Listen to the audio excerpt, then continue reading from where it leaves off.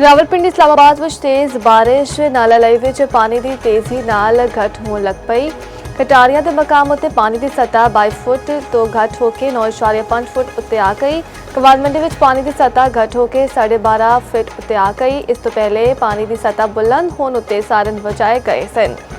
ਸ਼ਹਿਰੀਆਂ ਦੀ ਮਹਿਫੂਜ਼ ਥਾਵਾਂ ਉੱਤੇ ਮੁੰਤਕਲੀ ਗੋਲੜਾ ਦੇ ਨੇੜੇ ਸਾਰਿਆਂ ਤੋਂ ਵੱਧ 114 ਮਿਲੀਮੀਟਰ ਬਾਰਿਸ਼ ਰਿਕਾਰਡ ਕੀਤੀ ਗਈ। ईरानी सदर मसूद पज़िशकियान आखते ने पाकिस्तान नाल मजबूत ताल्लुकात इलाकाई सिक्योरिटी वधा सकते ने। पाकिस्तान नाल मुश्तरका ताउन लई तैयार आ। वज़ीर दाखिला मोहसिन नकवी दी तेहरान विच ईरानी सदर नाल मुलाकात, खित्ते दी सूरत हाल, अमल लई सिफारती कोशिशों ते तबादले ख्याल।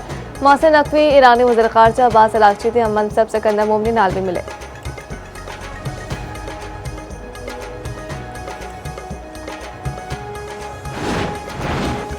ईरान के हवाले तो सूरत हाल बेहतर जारी। अमरीकी फौजी दस्तियां दा अपना हुर्मस उत्ते मुकम्मल कंट्रोल। ट्रंप दा एक बार फिर दावा, आखिया ईरान उत्ते भरोसा नहीं, इस ते मुसलसल झूठ बोले। अमरीकी सदर दे ईरान उत्ते दोबारा हमले दी धमकी, मिसाइल दे ज़खायर विच कमी दी फिर तरतीब।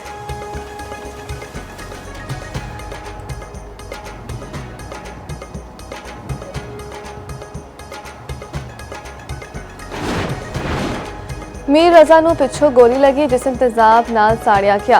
कतल तो मुतालिक होश शवायद सामने आ गए। रिपोर्ट के मुताबिक मीर रजा के खून के नमूनिया में बेहोशी दी दवा के असरात पाए गए ने। DNA वालिदैन नाल मैच कर गया। सैंपल रिपोर्ट आ गई। नवी तहकीकाती टीम दा मीर रजा के अहल खाना ते वकील नाल जाए वकूआ दा दौरा। लाश की निशानदेही करने वाले नर्सरी मुलाजिम तो पुछ-कुछ।